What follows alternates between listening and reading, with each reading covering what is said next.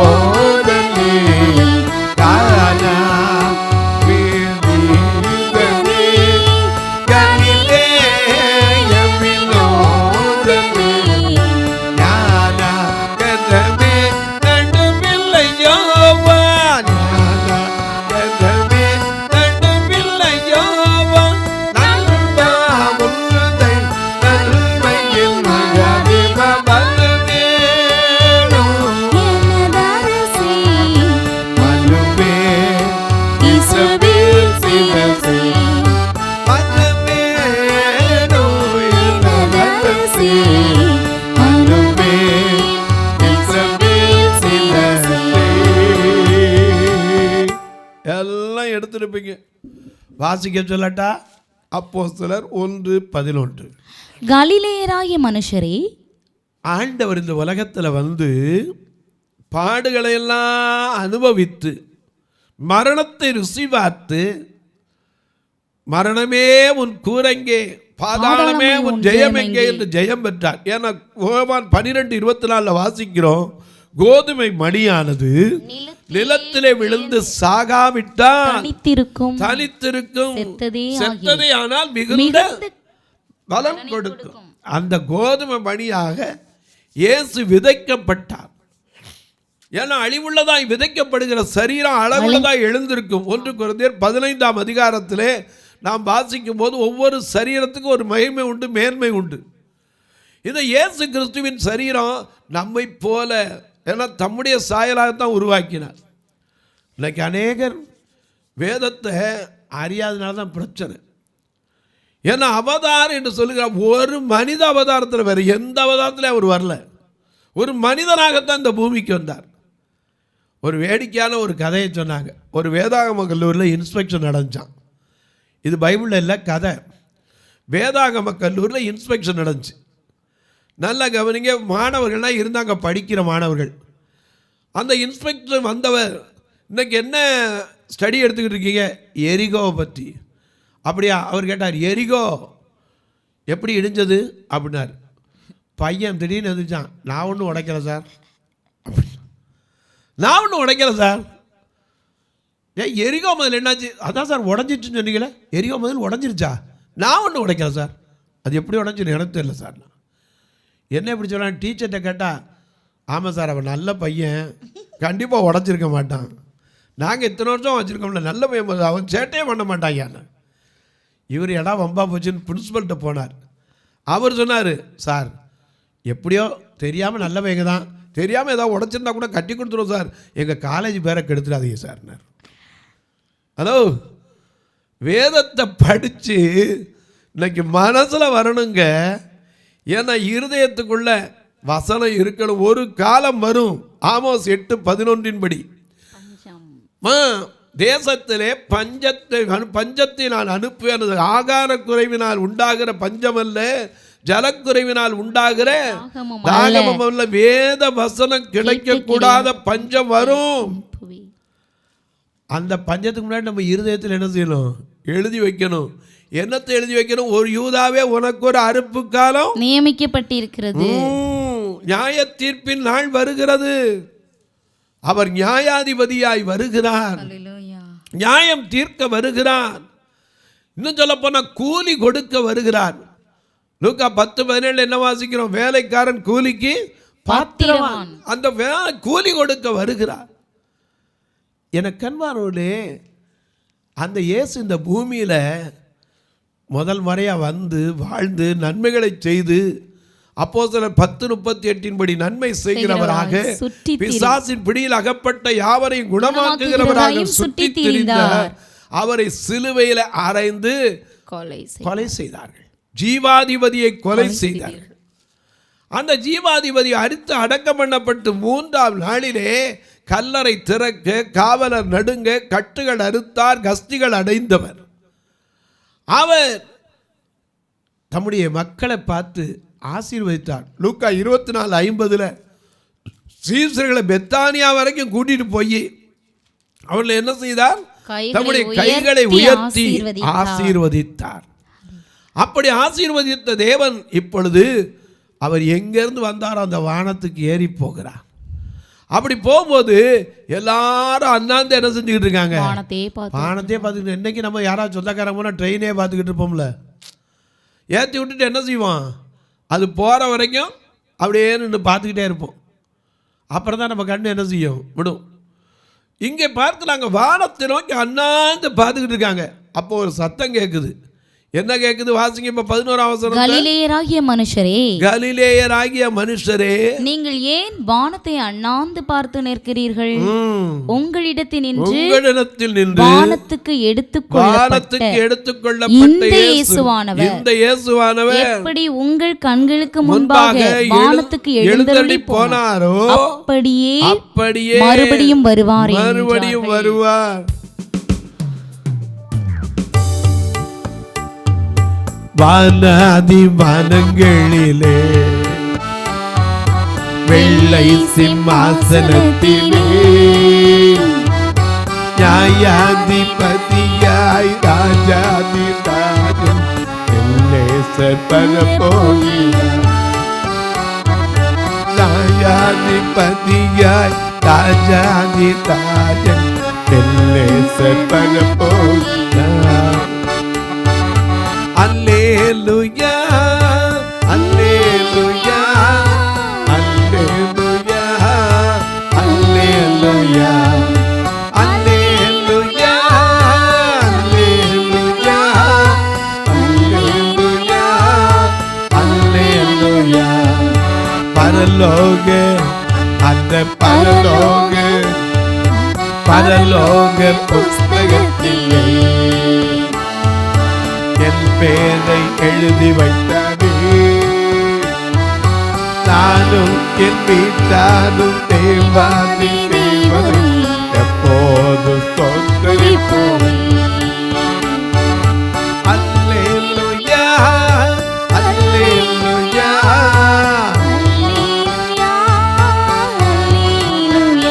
பாடுங்க. அல்லேலூயா அல்லேலூயா கலி கொடுக்கும் நல்ல கலி கொடுக்கும் மரங்களை எல்லாம் செழித்தோங்க செய்திடுவாரே. கனி கொடாத மரங்களை பட்டயத்தால் வெட்டி அக்கினியால் சுட்டிருப்பாரே. பட்டயத்தால் வெட்டி அக்கினியால் சுட்டிருப்பாரே. அல்லேலூயா அல்லேலூயா அல்லேலூயா அல்லேலூயா அல்லேலூயா அல்லேலூயா அல்லேலூயா அல்லேலூயா. இயேசு எதுக்கு வர்றாரு? பலம் கொடுக்க வருகிறார். அறுப்பு காலத்திற்கு வருகிறார். ஏன்னா விதைச்ச விதையெல்லாம் எங்கே விழுந்திருக்கு? அதே மத்தேயு எழுதின சுவிசேஷத்தில் 13ஆம் அதிகாரத்தில் 23ஆம் வசனத்தில் 24 வாசிக்கிறோம், 19 வாசிக்கிறோம். என்ன எழுதப்பட்டிருக்கு? ஒருவன் ராஜ்யத்தின் வசனத்தை கேட்டும் உணராதிருக்கும் போது பொல்லாங்கன் வந்து அவன் இருதயத்தில் விதைக்கப்பட்டதை பறித்துக் கொள்ளுகிறான். நாம எந்த நிலைமையில இருக்கோம்? ராஜ்யத்தின் வசனத்தை எவ்வளவு நாள் கேட்டிருக்கோம்? நம்முடைய இருதயத்தில் கொஞ்சமாவது அந்த விதை வளர்ந்திருக்கா? அதை அறுப்பதற்கு வருகிறார். பொல்லாங்கன் வந்து அதை பொறுக்கிட்டு போயிருச்சு. வாசிங்க. அவனே வழி அருகே விதைக்கப்பட்டவன் கற்பாறை இடங்களில் விதைக்கப்பட்டவன் வசனத்தை கேட்டு உடனே அதை சந்தோஷத்தோடு ஏற்றுக்கொள்ளுகிறவன். சரி. ஆகிலும் தனக்குள்ளே வேர் இல்லாதவனாய். அதுதான் பிரச்சனை. சும்மா மேலாப்புல விழுகிறது. வசனம் என்ன அருமையான வசனம், அவ்வளவுதான். அதுக்கப்புறம் கேட்டா என்னன்னு தெரியாது. வழி அருகே விதைக்கப்பட்டது ஆடிக்கு ஒன்று அம்மாசைக்கு ஒன்று, கிறிஸ்மஸுக்கு ஈஸ்டருக்கு புது வருஷத்துக்கு இப்படி வரது இருக்கு. இது வழி அருகே விதைக்கப்பட்ட, இது வந்து தனக்குள்ள கற்பாறையில் விதைக்கப்பட்டது. கொஞ்சம் அப்படி மேலாப்புல கேட்டவொன்னா அப்படி துள்ளி குதிக்கிறது ஆவியின் அபிஷேகத்தில். அதுக்கப்புறம் அங்க பார்த்தா என்ன இருக்காது, வேற இருக்காது. ஒண்ணு இருக்க, வேற இருந்தா தான் நிற்கும், காஞ்சி போயிரும். அடுத்தாப்புல எழுதியிருக்காரு பாருங்க, ஆகிலும் தனக்குள்ளே வேறில்லாதவனாய், வேர் இல்லாததினால் கொஞ்ச காலம் மாத்திரம் கொஞ்ச காலம் மாத்திரம் நிலைத்திருந்தான். வசனத்தின் நிமித்தம் உபத்திரவமும் துன்பமும் உண்டான உடனே இடறல் அடைவான். ஏன்னா மோசே விசுவாசத்தினாலே தான் பெரியவனான போது அநித்தியமான பாவ சந்தோஷத்தை அனுபவிப்பதை பார்க்கிலும் கிறிஸ்துவின் ஜனங்களுடைய துன்பத்தை அனுபவிப்பதை தெரிந்து கொண்டு இனி வரும் பலன் மேல் நோக்கமாயிருந்து எகிப்தில் உள்ள பொக்கிஷங்களிலும் கிறிஸ்துவின் நிமித்தம் வரும் அந்தையை அதிக பாக்கியம் என்று எண்ணினான். ஹல்லேலூயா. அதாங்க விதைக்கப்பட்டதுல மூணாவது ரகம் என்னது, முள்ளுள்ள இடங்களில் விதைக்கப்பட்டவன். அதுக்கு முந்தின இடம், அதுக்கு முந்தினது முதல் வந்து வழி அருகே முதல்ல, ரெண்டாவது கற்பாறையில விதைக்கப்பட்டது. கொஞ்ச காலம் அப்படி இருந்து அப்புறம் பரம் போயிருது. முள்ளுள்ள இடங்களில் விதைக்கப்பட்டது வசனத்தை கேட்கிறவனாய் இருந்தும் உலக கவலை ஐஸ்வரியத்தின் மயக்கம். அடுத்தாப்புல இன்னொரு இருக்கு, ஐஸ்வரியத்தின் மயக்கம் வசனத்தை நெருக்கி போடுகிறதினால். இன்னைக்கு அநேகருக்கு அதான் ஐஸ்வரியத்தின் மயக்கம் வந்துருச்சுன்னா வசனத்தை தள்ளி போட்டுரும். போவோம் சர்ச்சுக்கு தானே, தினம் அந்த பைபிள் தானே, அதே போஸ்டர் தானே, அதே போஸ்டர் தான், என்ன பண்ணுறது, அதே பாஸ்டர் அதே பைபிள் தாங்க, வேற என்னைக்கு இன்னொரு இயேசு வந்து நமக்காக மறிக்க முடியும்? அவர் கேட்ட கேள்விக்கு நம்ம பதில் சொல்ல முடியல. அவர் கேட்டிருக்காரு, யார் போவாரோ யார் எனக்காக, யார் போவாரோ யார் போவாரோ என்னை அனுப்பும் நான் போகிறேன், என்னை அனுப்பும் நான் போகிறேன். மெய்ப்பன் இல்லாத ஆட்டை போல் அலைந்திடும் மக்கள் முன்னே யார் போவாரோ யார் போவாரோ யார் போவாரோ யார் எனக்காக, யார் போவாரோ யார் போவாரோ என்னை அனுப்பும் தேவா நான் போகிறேன். எத்தனை பேர் இன்றைக்கு ராஜ்யத்தின் சுவிசேஷத்தை விதைச்சும் முள்ளுள்ள இடங்களிலே உலக கவலை ஐஸ்வரியத்தின் மயக்கம் வசனத்தை நெருக்கி போடுகிறது, வசனத்தை நெருக்கி போடுகிறது, அவனும் பலனற்று போவான், அவனும் பலனற்று போவான். இந்த 4 விதத்தில் நாம் எந்த இடத்துல இருக்கோம்? ஆண்டவர் அறுக்க வருகிறார். இதோ யோவான் 4:35 பார்க்கிறோம், என்ன சொல்லப்பட்டிருக்கு? இதோ நிலம் அறுவடைக்கு காத்திருக்கிறது, வேலையாட்களோ கொஞ்சம். அவர் அறுப்படைக்கு வருகிறார். மறந்துடாதீங்க, இயேசு எதற்கு வருகிறார்? ஏதோ திரும்ப வந்து நான் தான் முன்னாடி வந்தவன் சொல்றதுக்கு இல்லை. முதல்ல வந்தது இரக்கமுள்ளவராய் வந்தார், மன்னிக்கிறவராய் வந்தார். அது மட்டுமல்ல, நமக்காக அடிக்கப்படுகிறவராய், நொறுக்கப்படுகிறவராய், துன்பத்தை ஏற்றுக்கொள்கிறவராய், நமக்கு சமாதானத்தை உண்டு பண்ணும் ஆக்கினையை அடைவராய் வந்தார். ஆனால் மீண்டு வரும்போது நியாயாதிபதியாய் வருவார், அறுவடைக்கு எதிர்பார்த்து வருகிறார். இன்னைக்கு அநேக நேரங்களில் நம்மகிட்ட என்ன இருக்குது? நம்மகிட்ட கேட்பாரு, எவ்வளவோ உனக்கு நன்மை செய்தேன், என்ன ஆசீர்வாதத்தை கொடுத்தேன், எனக்காக நீ என்ன செய்திருக்கிறாய், உன் வாழ்க்கையில் என்ன கனி இருக்கிறது? விதைக்கிறவன் தான் கனி இல்லைன்னு என்ன பண்ணா? தோட்டத்தை அத்தி மரத்தை பார்த்து என்னதுன்னா, இனி ஒரு காலம் ஒரு இடத்துல என்ன செய்யாது, கனி இருக்காதுன்னா. அத்திமரம் போல எத்தனை பேர் வாழ்கின்றோம்? வாழ்க்கைனா அர்த்தம் இல்லாத வாழ்க்கை, ஏதோ தின்னோம் தூங்கணும், இதல்லங்க. நாம் ஆயத்தப்பட வேண்டும். அநேகரை ஆயத்தப்படுத்தி இருக்க வேண்டும். First of all courage our self, then we will try to encourage some others. நாம முதல்ல தகுதிப்படணும். Even now we are not yet fully qualified. Even now, why you are going to qualify some other people? மற்றவங்களை எப்படி நீ qualify பண்ண போறோம்? முதல்ல நம்ம ஆயத்தப்பட்டு இருக்கணும். இயேசு எதற்கு வருகிறார்? ஏதோ ஒரு தெய்வம் என்று தன்னை பறைசாற்ற அல்ல, அவர் அறுவடைக்கு வருகிறார். ஏன்னா அந்த திராட்சை தோட்டத்தில் நல்ல மழையை வச்சனப்பா, வேலி அடைச்சனப்பா, கல் புறக்கணப்பா, உங்களுக்காக நல்ல கோபுரத்தை வச்சு ஆலையை நாட்டி வச்சு நல்ல ரசத்தை தரும் காத்திருந்தனே, இனி எனக்கு என் தோட்டத்துக்கு நியாயம் தீருங்க, இதுக்கு நான் செய்யாத வேலையை நீ என்ன செய்யலாம்? அவர் நியாயம் கேட்க வருகிறார். இன்னைக்கு நீயும் நான் ஆயத்தமா? அந்த அம்மா கேட்டது நல்ல கேள்வி. இயேசு ஏன் வருகிறார்? இயேசு ஏன் வருகிறார்? ஏன்னா அவர் வருகிறார். நம்மளை பார்த்து எது கூப்பிட? வருவாய் தருணம் இதுவே அழைக்கிறாரே வல்ல ஆண்டவரே சுவந்தே, வருவாய் தருணம் இதுவே அழைக்கிறாரே வல்ல ஆண்டவரே சுவந்தே.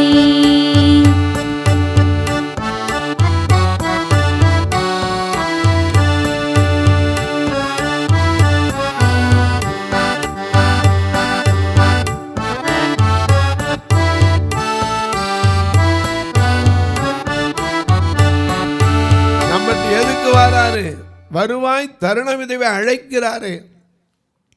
பாவத்தை ஏற்றவர் பலியாய் மாண்டவர் நமக்காக சிலுவையில் தம்முடைய சொந்த ரத்தத்தை கடைசி சொட்டு ரத்தவரை சிந்தினவர் மீண்டும் வருகிறது எதற்கு?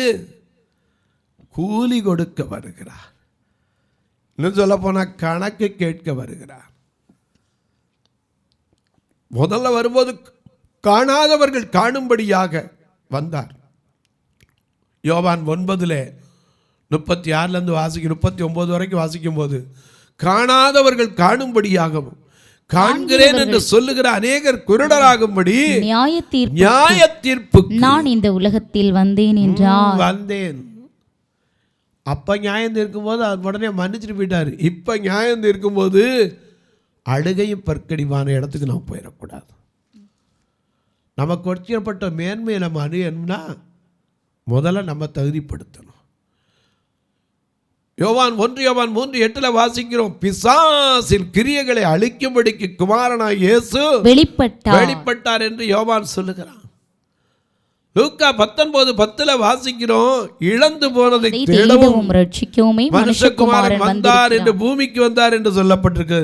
ஆனால் இனி வரும்போது எதற்கு வருகிறார்? நியாயாதிபதியாய் அறுப்பு காலத்திற்கு வருகிறார். களஞ்சியத்தில் கட்டி சேர்க்க, களைகளை சுட்டரிக்க வருகிறார். நீங்களும் நானும் எந்த இடத்துல? கூடையில் நிற்போமா, களஞ்சியத்தில் நிற்போமா, அல்லது கட்டுக்கட்டாக கட்டப்பட்டு எரிக்கிற இடத்துல நிற்போமா? இயேசு ஏதோ வந்தார் போனாருங்கிறது இல்லை, அவனவன் கிரியைக்கு கூலி கொடுக்க வருகிறார். தொலைக்காட்சியில் பார்க்கிறவர்களே, அந்த அம்மா கேட்டது ஒரு சின்ன கேள்விதான். இயேசு மீண்டும் வர வேண்டுமா? எதற்காக வருகிறார்? பல காரணத்தை சொல்லி வரேன். ஒரு அறுப்பு காலம் இருக்கிறது, மறந்துடாதீங்க. ஏதோ இந்த நிகழ்ச்சியை பார்த்தோம் கேட்டோன்னு இல்லை, இருதயத்தில் குத்தப்பட்டவர்களாய் நாமும் அவருக்காக கனி கொடுக்கிறோம்ல மாறணும். இல்லை ஊழியத்தை பார்க்கிற நீங்கள் இதற்காக ஜெபிக்கிறீங்களா? ஒரு வார்த்தை ஜெபிக்கிறீங்களா? இந்த நிகழ்ச்சி தொடர்ந்து வர்றதுக்காக ஜெபிக்கிறீங்களா? உலகத்தில் இருக்கிறதுலே கண்ணில்லாத வாழ்க்கை இருக்கே, அது பெரிய கஷ்டமான வாழ்க்கை. ஏன்னா நான் அவங்களோட இருக்கிறதுனால தெரியும். 2 வயசுலேருந்து எனக்கு கண்ணு போனதுனால பெருசாக தெரியல. இல்லாட்டி எத்தனை பேர் இடையில பார்வை போனவங்க, பாதியில் ஆக்சிடென்ட்னால வந்தவங்க, இன்னைக்கு எத்தனையோ பேர் வயது முதிர் காலத்தில் பார்வை இழந்தவங்க. இப்படிப்பட்ட மக்களும் ரட்சிக்கப்படணும். இதுக்காகத்தான் மதுரையில் ஒரு சபை, திருநெல்வேலியிலே ஒரு சபை வச்சுருக்கிறோம். எனக்கு கண்பாரடி நீங்கள் கேட்பீங்க, எந்த டினாமினேஷன்? கர்த்தருடைய டினாமினேஷனில் தான் நாங்கள் இருக்கோம், வேறு எந்த டினாமினேஷனும் இல்லை. அன்பு எங்கே இருக்கோ அங்கே இந்த சபை உண்டு, எங்கே இறக்கம் உண்டோ அங்கேயும் உண்டு. நீங்கள் அதுக்காக இந்த டினாமினேஷனில் சேர்க்க வேண்டாம். ஐயா, ஆண்டவர் இந்த உலகத்தில் தன்னிலும் கீழானவர்களுக்கு நன்மை செய்கிறவராய் வந்தாரே, இந்த மக்களும் ரட்சிக்கப்பட வேண்டும் என்று விரும்பினாரே. வந்து பாருங்க அந்த சபையை. திருநெல்வேலிலாம் பார்த்தீங்கன்னா கண்ணு தெரியாமல் கால் நடக்க முடியாமல் கூட இருக்கிறாங்க. இவங்களுக்கெல்லாம் கீழே உட்கார்ந்து எந்திரிக்க முடியாது. இல்லைன்னா ஐயோ நான் கட்டில் தான் படுப்பேன்னு இல்லை, அவங்களால கீழே உட்காரவும் முடியாது, எந்திரிக்க முடியாது நிலைமை. இவர்களுக்கு ஒரு கட்டில், ஹாஸ்பிட்டலில் பார்த்துருப்பீங்க, இப்படி சுற்றுலா தூக்கிடும். இப்படிப்பட்ட கட்டில் 1 or 2 வைக்கணும், அப்போ தான் அவங்க உட்காந்து எந்திரிச்சு படுத்திருக்க முடியும். ஒரு 2-3 வீல் சேராவது வாங்கி போடணும், 2-3 வாக்கர் வாங்கி போடணும். அது மட்டும் இல்லை, ஜெபம் பண்ணுங்க. எங்கே இருந்தாவது கத்தர் எடுப்பு. 2 கண்ணு தெரியும் அவங்களுக்கு ஊன்றுகோல் இல்லாமல் ஒரு அடி எடுத்து வைக்க முடியாது. இவளை ஞாயிற்றுக்கிழமை அழைத்து வர்றதுக்கு மட்டுமே 4000 ரூபா வேன் வாடகை. ஏன்னா பஸ் ஸ்டாண்டுக்கிட்ட வந்து நிற்பாங்க, இவங்களால தனியாக போக முடியாது, வந்து கூட்டு வந்து திருப்பி அதே இடத்துல கொண்டு இறக்கி விடும். ஆத்தும ஆதாயத்தில் பாரம் உள்ளவர்கள், இப்படிப்பட்டவர்கள் தேவனுடைய ராஜ்யத்துக்கு அந்த ஆத்துமாக்களை வரணும் அப்படின்னு பாரம் உள்ளவர்கள். ஒரு மாதம் வேன் வாடகை மட்டும் 16000 ரூபா, 4 வாரத்துக்கும். ஒரு நேரம் நல்ல உணவு கொடுக்குறதுக்கு 100 பேருக்கு மேலே ஆலயத்தில் ஆராதனைக்கு வருவாங்க. குறைஞ்சது ஒரு 100 ரூபாய்க்கு குறைச்சி வச்சு கொடுக்க முடியாது, அப்போ அதை 10,000 ரூபா வேணும். கர்த்தர் உங்களை ஏவினால் நீங்களும் பண்ணலாம், கட்டுமான பணிக்காக உதவலாம். எப்படி பிரதர்? இங்கே 2 நம்பர் டிஸ்பிளேயில் வந்துக்கிட்டே இருக்கும், அதில் பார்க்கலாம், என்கிட்ட கேட்கலாம். அல்லது இன்னொரு நம்பர் உண்டு, 8438852500, 84 388 52 500. இந்த நம்பரில் பார்த்தீங்கன்னா பர்திமேயு பார்வையற்றோர் சேரிட்டபிள் ட்ரஸ்ட்டுன்னு இருக்கும். இவற்றில் நீங்கள் தொடர்பு கொள்ளலாம். உங்கள் ஜெபக்காரி எது இருந்தாலும் காலை 10லேருந்து 5 சொல்லலாம். இப்போ உங்களுக்காக ஜெபிக்கட்டுமா? நல்ல பிதாவே, நன்றியோடு துதிக்கிறோம் சுவாமி. நல்ல நாளில் நீர் ஏன் இந்த பூமிக்கு வந்து மரித்து அடக்கம் பண்ணப்பட்டு பரத்துக்கு ஏறி போகும்போது உங்களிடத்திலிருந்து எடுத்துக்கொள்ளப்பட்ட இயேசு மீண்டும் எவ்விதமாய் ஏறி போனாரோ அப்படியே வருவார் என்று சொல்லப்பட்டிருக்கிறதே, எதற்காக வருவார் அதை குறித்து தியானித்து வருகிறோம். இதை கேட்ட அன்பு சகோதரிக்காய் ஸ்தோத்திரம், அறிந்து கொள்ள வேண்டும் என்ற ஆர்வத்திற்காய் ஸ்தோத்திரம். எத்தனை பேர் அறியாமல் இருந்தாங்களோ அவர்களும் அறிந்து கொள்ள இந்த தருணத்தை கொடுத்ததற்காய் ஸ்தோத்திரம். இயேசுவின் நாமத்தில் ஜெபிக்கிறேன் நல்ல பிதாவே, ஆமென். சபை ஆராதனை ஞாயிறு காலை 10 மணி முதல் 12 மணி வரை. இடம் பர்திமேயு சுவிசேஷ ஆலயம், அன்னை சத்யா நகர், இளமனூர் அஞ்சல், சக்கிமங்கலம் வழி, மதுரை மாவட்டம்.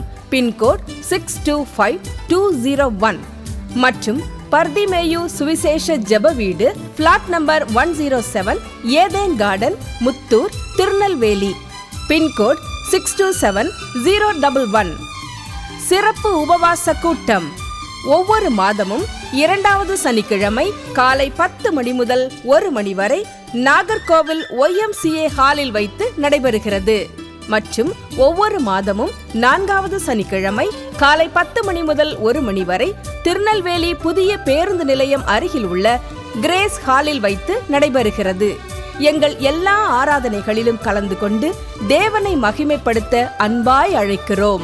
உங்கள் உதாரத்துவமான காணிக்கைகளினால் இவ்வூழியத்தை தாங்க விரும்பினால் R Augustine, account number 5021364331, IFSC code IDIB 000B066, Indian bank, BP Kulam, Madurai.